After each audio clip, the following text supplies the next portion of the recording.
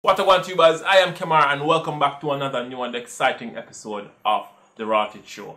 So what can I say about ROY FOWL that have not yet been stated or at least speculated at this point? Well, for starters, it is being alleged that at least 7 persons have been killed, including the killer and the killer's mother. Again, people, this is unofficial. And of course, we have a voice note making the rounds on social media declaring or perhaps reinforcing the narrative that there will be blood. We are wipe out the whole of them mama, them family, everybody, any pussy will involved. I pray every single thing, cause yo, all him forget bullet and the youth not get no bullet. The man who did a dance with him, me think him will get it too.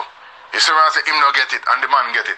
Brother, I pray everything. What I've come to understand from this unfortunate incident is that we as a society, we are so intrigued by what is the gangster culture. We are so intrigued by the Al Capones and the godfathers of today's modern society. Perhaps we vicariously live through these people, but for this particular incident, I see where persons are not even remotely distraught at the fact that the man was killed in the way in which he was killed, but more so persons are interested in his past, in his history. And of course I could go on and tell you based on what is already out there about his history, like the fact that after 3.5 years of painstaking investigation, they caught Clarke and Sadler red-handed manufacturing crack cocaine.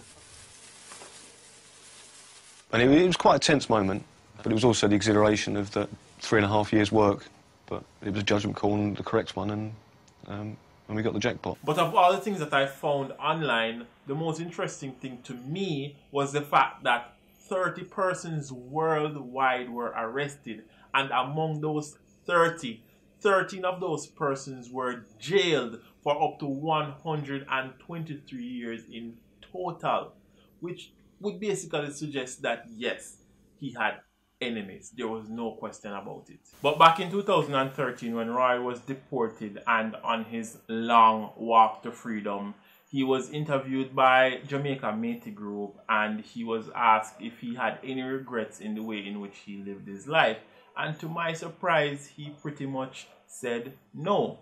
He said, and I quote, "I have no regrets. Prison made me a better man. Me never waste no time there. Me just educate myself." Which would suggest that he was reformed. Now, I am no investigator and I have no idea as to what exactly he was doing prior to him being released and here in Jamaica. But persons are now of the view that perhaps his past catch up on him. But what are your views, tubers? I'd love to know in the comment section down below. So you know the drill. If you want to stay up to date with all things happening in Jamaica, hit that subscription button and click on that notification bell. And if you want to catch up on the latest ROY show, you can click right here. With that said, thanks again for watching and I'll see you next time.